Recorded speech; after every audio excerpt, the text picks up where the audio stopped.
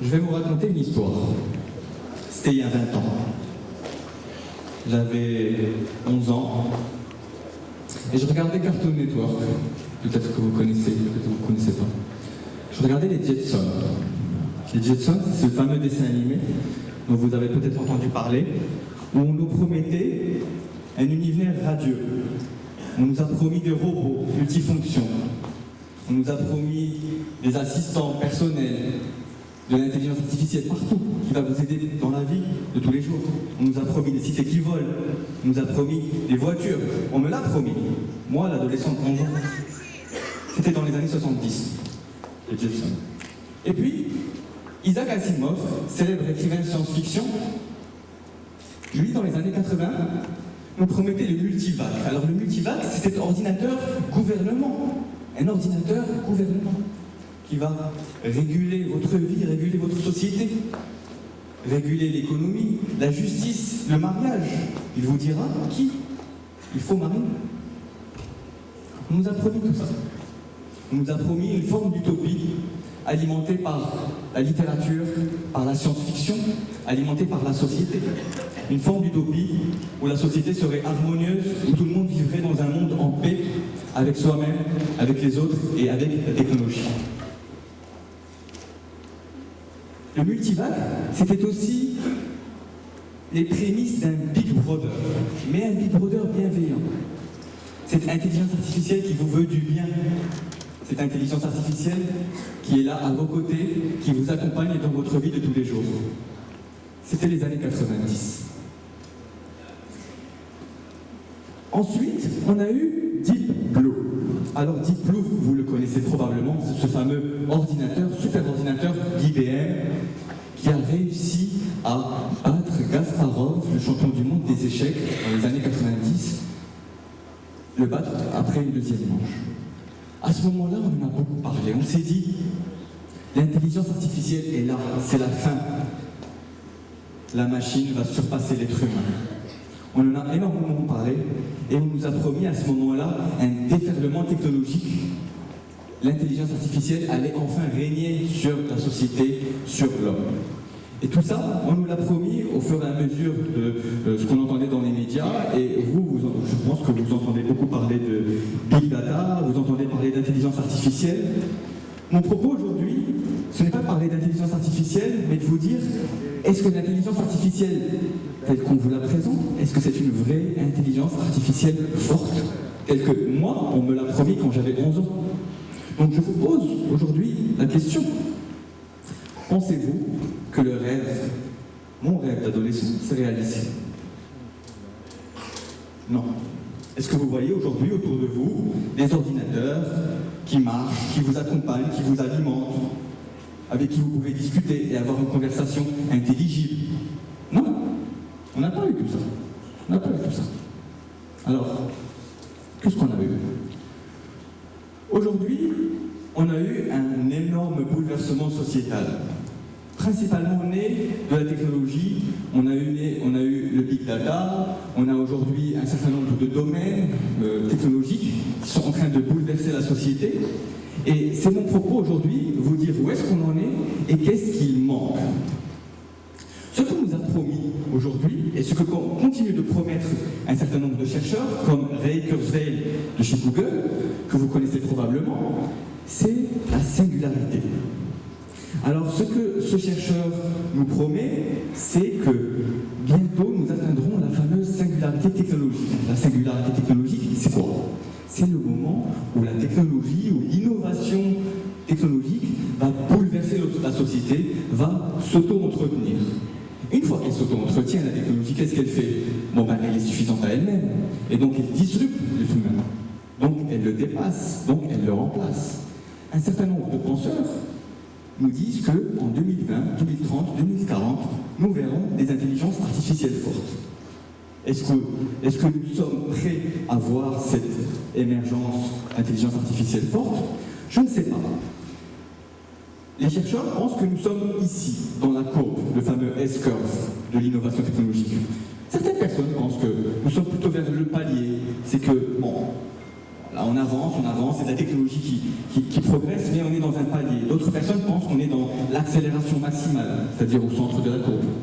Et puis, des chercheurs comme Ray Kurzweil vous disent on est dans les débuts de l'accélération de l'innovation technologique.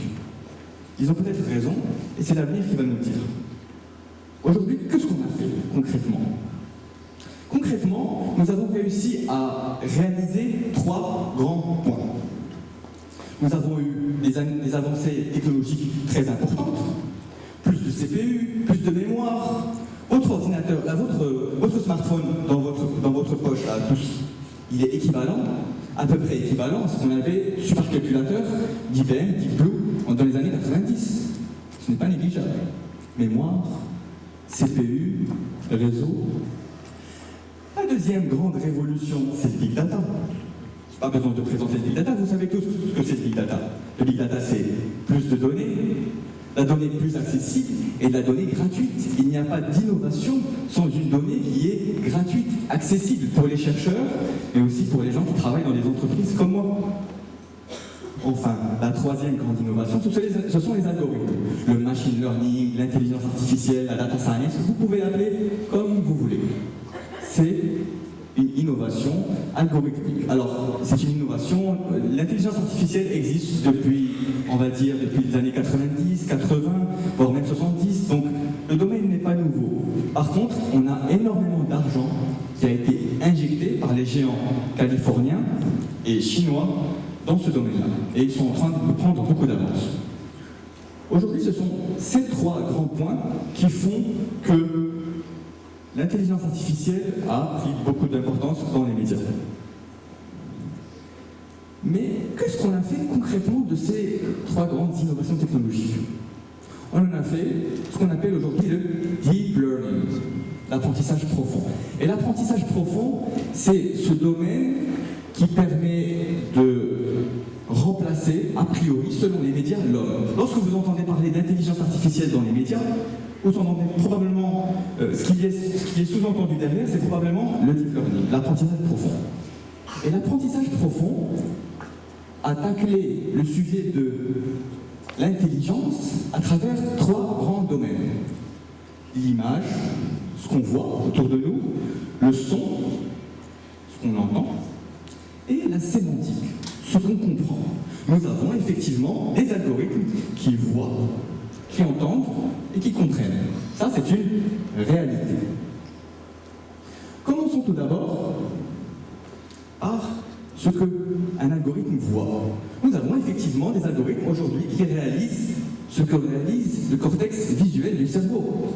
Des algorithmes, vous leur donnez 100 photos de chiens, vous leur donnez 100 photos de chats, ils font leur petite tambouille interne, et puis vous leur donnez une nouvelle image d'un animal, et ils vous disent est-ce que c'est un chien ou est-ce que c'est un chat. Donc, quelque part, ils réalisent ce que réalise le cortex visuel du cerveau, à savoir reconnaître l'identité, reconnaître la caractéristique, reconnaître les oreilles, reconnaître le pelage, reconnaître ce qu'est profondément une image, au-delà d'un ensemble de pixels, les uns collés aux autres.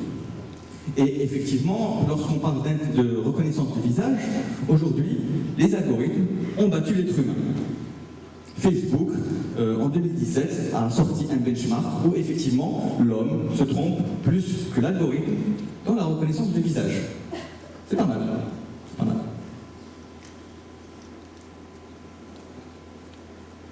Le deuxième grand point, c'est le son. Alors le son, c'est la capacité d'un algorithme à générer du texte, générer de la voix à partir du texte, donc de lire, un algorithme qui lit. Et le deuxième grand point, c'est la capacité d'un algorithme à générer du texte à partir de ce qu'il entend. Donc un algorithme, il peut retranscrire et il peut parler. Et on a des démonstrations extrêmement convaincantes d'algorithmes qui peuvent parler. Et vous avez peut-être vu une démonstration de Google il y a 3 mois, d'un algorithme qui discute avec quelqu'un au téléphone qui ne sait pas que c'est un algorithme, que c'est une intelligence artificielle derrière, et il ne se doute de quasiment rien. La reconnaissance de parole, c'est quelque chose qui a été taclé très fortement ces dernières années. Et là, je vous présente très rapidement une courbe l'évolution de la performance de l'algorithme, le taux d'erreur diminue, et avec une ligne en pointillé qui correspond au niveau humain. Nous avons aujourd'hui, en 2017, il y a 6 mois, il y a 1 an, en 2017, on a réussi à enfin battre l'homme dans la reconnaissance de la parole. Lorsque vous avez des accents américains, peut-être pas un accent indien en anglais, mais des accents assez classiques. On a réussi à faire ça. Le troisième grand champ, c'est la sémantique. Et quand on dit sémantique, on dit quoi? On dit qu'un algorithme est en train de comprendre les mots. Ça sous-entend beaucoup de choses. C'est grave ce que je dis. Un algorithme, il comprend. Comment il peut comprendre? Il comprend quoi? Qu'est-ce que comprendre? Grande question. L'algorithme analyse des grandes quantités de texte et commence à faire des relations entre les mots. Et à partir des relations entre les mots, il commence à tisser une forme de graphe sémantique, puisque la compréhension est issue du lien entre les mots, du lien des mots entre eux. L'algorithme va simplement réussir à inférer le sens à partir de le rapprochement entre deux mots, ou bien la grammaire, ou bien la syntaxe, dans les phrases, dans un grand nombre de phrases qu'il aurait vues avant. Alors, qu'est-ce qu'il peut faire cet algorithme? Il peut vous corriger des phrases, il peut vous corriger votre grammaire, il peut vous proposer des synonymes, il peut écrire à votre place. Il n'y a pas de benchmark pour dire est-ce qu'un algorithme comprend mieux que l'être humain. Par contre, les algorithmes qui peuvent vous aider dans la vie courante, ils existent. Et ils vont probablement arriver de plus en plus dans notre vie. On a eu un super exemple.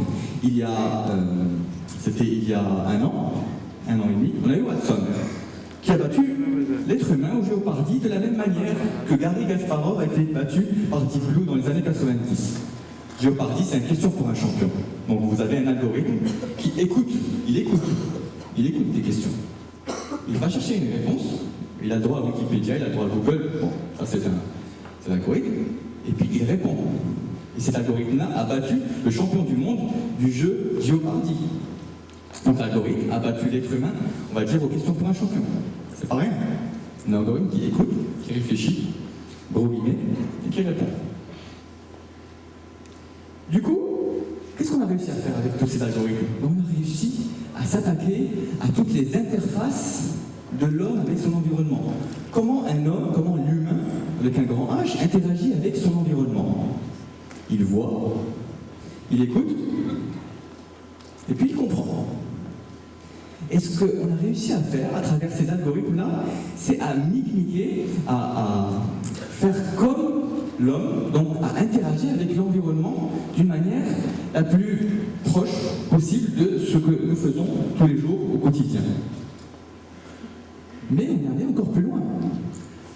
On s'est dit, bon, les algorithmes c'est bien parce qu'ils peuvent faire des choses meilleures que l'homme sur des tâches très spécialisées. Mais et si on essayait d'attaquer des problèmes plus généralistes? On a attaqué les échecs dans les années 90, maintenant on attaque le jeu du Go, qui est infiniment plus compliqué que les échecs. Et aujourd'hui, AlphaGo, donc le programme de Google, c'était l'année dernière, a battu le champion du monde du Go. Donc c'est un algorithme qui est capable de prédire en avance des coups, d'avoir un petit côté psychologique, d'anticiper. C'est un algorithme beaucoup plus complexe que reconnaître un chien dans une image. On a des algorithmes qui jouent aux jeux vidéo, qui jouent à des jeux comme StarCraft, Dota 2, vous connaissez peut-être ces jeux. Et là, la bataille s'annonce un peu plus serrée, et ce sont des algorithmes qui manipulent des personnages. Ce sont des algorithmes qui manipulent des concepts, qui planifient, qui pensent à faire quelque chose dans le futur. C'est pas rien tout ça. C'est pas rien. Ces algorithmes-là sont principalement guidés par un concept qui est très important qui s'appelle l'apprentissage par renforcement. L'apprentissage profond, c'est la capacité à aller au cœur de la data, à aller au cœur du sens que porte la data. Mais l'apprentissage par renforcement, c'est lorsque vous prenez un algorithme et vous lui dites « débrouille-toi, explore ton monde ». Un peu comme un enfant qui apprend à marcher ou apprend le vélo.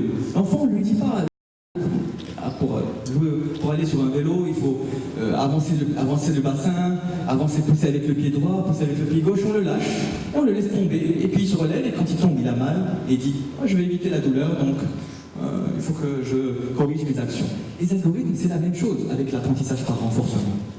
On les lâche dans un monde, on les laisse explorer, et petit à petit, ils avancent. Donc on nous a promis beaucoup de choses. On nous promet aujourd'hui une situation apocalyptique. Là, j'ai mis 2 citations, elles ne sont pas visibles, d'Elon Musk et Stephen Hawking, qui nous disent que l'humanité court à sa perte dans les 20 prochaines années. Ils nous disent ça. Mais est-ce que c'est vrai? Est-ce que l'accélération de la technologie va réussir, va vraiment provoquer ce genre de choses? Moi, j'en suis pas convaincu. En fait, ce qui s'est passé, c'est que fondamentalement, ces dernières années, nous sommes passés d'une digitalisation, c'est un concept que vous connaissez tous, que vous manipulez tous, à une sémantisation. Voilà les concepts importants. Les algorithmes ne manipulent plus de la donnée, du digital. Ils ne manipulent plus des bits, mais ils manipulent des concepts. On est passé du bit de données à un concept. Et le concept, ça peut être un visage, ça peut être un personnage, ça peut être une pensée, ça peut être un mot. On est passé un peu plus haut niveau. Mais du coup, est-ce que c'est suffisant? Est-ce que c'est suffisant qu'un algorithme réussisse à dire que le vecteur qui va de roi à reine, c'est le même vecteur qui va de homme à femme?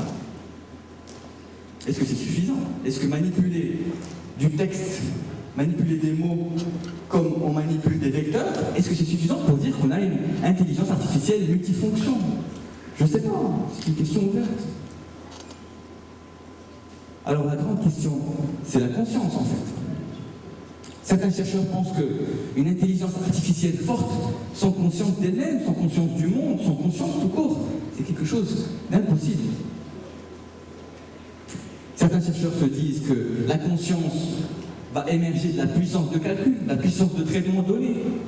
D'autres chercheurs vous disent que la conscience, elle émergera d'une manipulation de plus de logique, plus de symboles de logique formelle, ou bien d'architecture de cerveau qu'on ne comprend pas.